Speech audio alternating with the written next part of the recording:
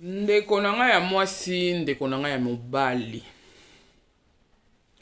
Libala eza contrat oyo yo ozo signé. Donc ba clause nango esengeli otanga avant o signer. Ko salaka erreur te ya ko signaka contrat sans pour autant otanga ba clause eza na kati. Batu mingi bazo kota en relation na basi na mibali. Mais baza ko lukate ko yeba nous nous engageons finalement avec qui. Il faut autant nan ba clause même si ba ebisi biso ke nyonso eza malamu. Mais zwa pena temps na yo fanda na coin senga bango loba te pesa ata 10 minutes 15 minutes na tanga. So ba remonter pression sala noki yeba ke eloko mabe eza na kati. Mutu muso akolo apeke te na zwi yango na zongi na ndako na kine na kolala. Kozalaka presete ya kokotaka na libala sans que o comprendre mutu nini oyo lingo lekisa na evi. C'est pour ça ba pesi temps ya observation, temps ya fiançailles. Baza bazobate ba koko na biso akala avant babala bandaki kosala ba recherche. Ba famille na ba famille yebana ki bankete banaye kosalema pona koyeba libota o eza ndenge nini mwana aza ndenge nini bakokende tina ba quartier baza kotuna mona kingandi tozolinga to bala me boyebisa biso caractère na ye boboboy me biso lelo eloko wana toyebi te na monoka je t'aime metango okena libala ko découvrir mambo ebele mwana mwasi moko abengi biso ayebisi biso ke ayebana na mwana mobali moko tokotanga mboka te. Mais moi mobali wana komona âge na ye azalaki vraiment ko paraître mkolo. Na elongi obimisa ba âge moko neti ba 5 ans. Donc obimisa ba âge moko neti ba 5 ans. Mais na munoko azoyebisa mwana mwasi ke azana ba 40. Ba bandile ba 40. Tokoloba nyonso na détail te. Alors tango oyebisa mwana mwasi bongo mwana mwasi a douté ayebisa bi oh mais on dirait limbisanga ya neti mwa mukolo yo te naza na âge wana te. Alors moi mbala nga lakisa kenda kuna a invité pe kuna akendaka kuna amona aga akombo moboye na boîte aux lettres. Alors ayebi ke non koma mobali ya mwana mobali pa zotambola nika na kombo wana bafandaka na bango ensemble. Ti kofanda mobali voilà atikali ko présenter ni camarade ni ndeko ni qui que ce soit ayebisie ke non ye na vetkala na ko balate atikala na epe na nu ko botate mwana mwasi abi ngape na beti na ngakaka bale lokolo na zelu na beti libaku na zelu na zui yanga mobali bakomi na mako fanda za na poto me mboka to kutanga te bakomi ko fanda mwana mwasi azaki deja na oya yeba na mibale kufanda basofanda mobali sikoyo akomi kotika ndaku na komi mingi koya kolala aka pa mwasi alobi nakuta mpe na lokolo ya sapato caractère malamu mbongo apesa makambo nyonso kitoko me famille na ye ayebi te apresente pe te pa mutu moko ata na Congo to nini eloko te. Alors moi mobali akomotia pression ke nini ote mwasi asa nini abotela ye mwana po ye banda akoli bona ba 40 quelque aza na ngoyo nana tika lobota te mwasi alobi ngape na zui yanga moto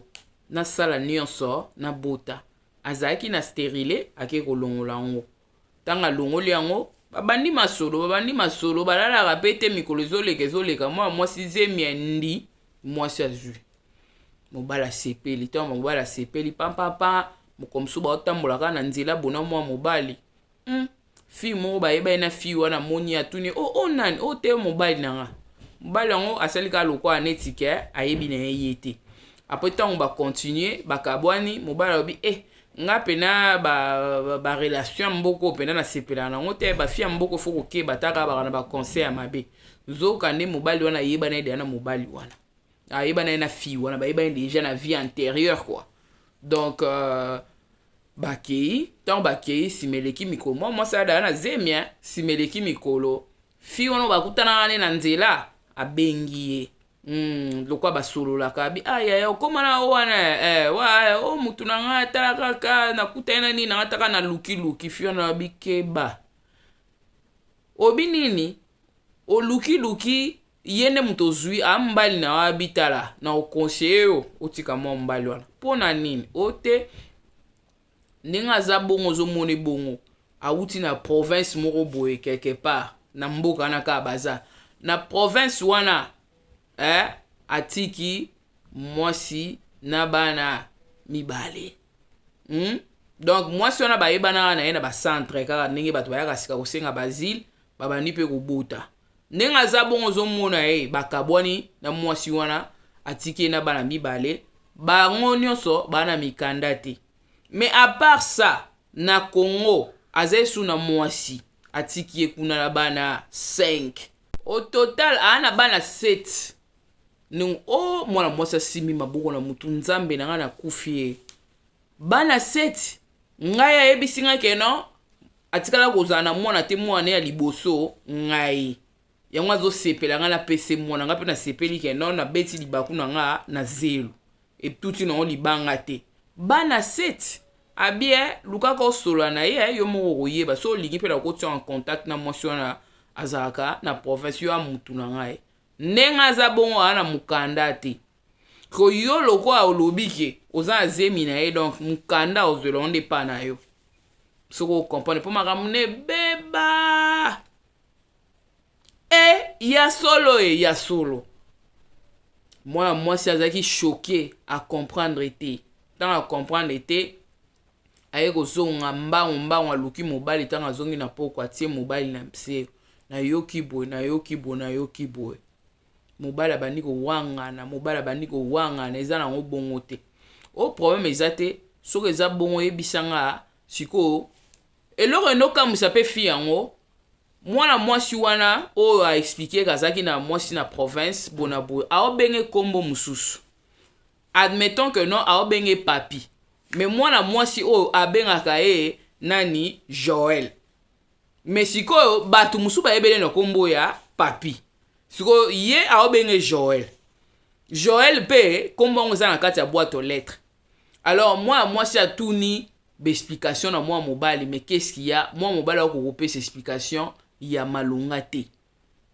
bon lakisanga kasi mikanda na yo po babi na nga ote yo za na mukanda te bona mobali akomi kobabakana yo kaka boye lokolo lingo yo kabata libanda ngana yo esili bona boye ondimela nga te a créer ba mbriema loko aza manipulateur oyebi ka ba manipulateur attribut na bango ya liboso o bazala nango donc lokuta bayebaka ndenge bakosaka yaya kolali so pongia lokuta oninga chubi otonga olali fwe mwa mobali ala simbi nzela na bambriema abimi po yebike bali bakanga ye mwana mwasi pa tingami mobali abima kenda mwana mwasi abi ngai ifo lakisa kaka mukanda na ofona mona banda wana mobali asimba nzela akima azonga asusu te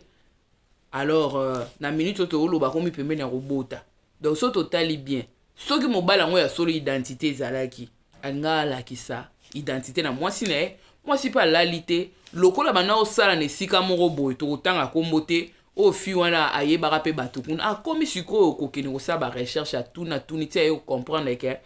mwana mobali wana kombo ya Joël azoporte napesi exemple kaka kombo ya Joël azoporte kombo wana mpe eza na boîte aux lettres ana kombo na ye te ndako wana yaka nango ndaka mutu wana akenda kokota libala pa mwasi moko boye ndenge kaka bamibali bakotaka bamabala sikoyo azwi ye atiki ye na kati ya ndako na ye wana po akengelaka mais en réalité eyemaka mutu ekufa eloko ezalaka te sikoyo ye avanda na ndako wana akengelaka sikoyo azotambola na kombo ya mwa mobali wana yango ozomona ke en réalité c'est pas lui le nom qu'il portait ce n'était même pas son nom. Donc il portait le nom d'une autre personne. Mais en attendant, comme moi na ka lingé le mwasi, comme moi na pezo ke no bote na mwasi, moi ça za dana zemi. Siko eloko ni garçon alinga asala. Eloko garçon alinga esa ezai ke abotisa ye mwana. Comme ça mwana na ye lokola za na mukanda mboka na donc aza na nationalité mboka wana admeto azali faransa, aza allemande, azali anglaise, aza boye. Donc tant moi ça alinga obota. Alinga azwela ngo mukanda pe tanga ozwela ngo mukanda wana sikoyo alinga atalisa makolo na ya tika mwasi na bana na mboka bana 5 bandeko na nga basi avondima obando kotsa mutu alala na ndako na yo avondima okende soki wapi obala mutu avondima obanda ko porter zemi ya mutu tunaka ba question fansa mutu na se tuna ba question ko ka soni te ote so na tuni ala sanga mukanda na bolingo ya ezanga frontière te soki mutu ana mukanda te linga mwasi to mobile na oloba ke non ana mukanda te de sa propre volonté mutu wana na volonté na emoko aloba ke non na opesa mobile na mukanda pona lelae na opesa mwasi na mukanda pona lelae me kokene kozwa mukanda na nenga lokuta te bandeko to ebake bata lokuta batondi mboka na tanga kala c'était encore plus sécure surtout na ba diaspora ozokuta na mutu yebita bimela wapi azalaka wapi to aka pressé te na kofungola ka makolo to zaka pressé te na kobala ka batu sans que koyeba bango. Et puis mutu muneno aza révélateur mona mwasi azoloba ka chaque fois na bando lota ka bandoto na lota bandoto na landaka ya kimanga kaka na landaka ya kimanga kaka nzamba bando révéler. Abi invoque moi je te répondrai, je te montrerai des choses cachées que toi là tu ne connais pas. Hein? Jérémie 33:3. Donc mutu amalama retourna rapé ba question a révéler ka biso eza nzambe to minimiser en te. Nzamba la kisaka pena que non on comprend que il y a quelque chose qui ne va pas avec cette personne. Yaya bisiko za na kimia te na kati na ko kende te pour moi moi so bina zala ki na kimia te mais na minute azana zema zo bota pona mutu oyo nenga za bongo identité kutu ya yete makamuno so ya yete azo bota na esiko po apese mukanda azwa national azwa mukanda mboka na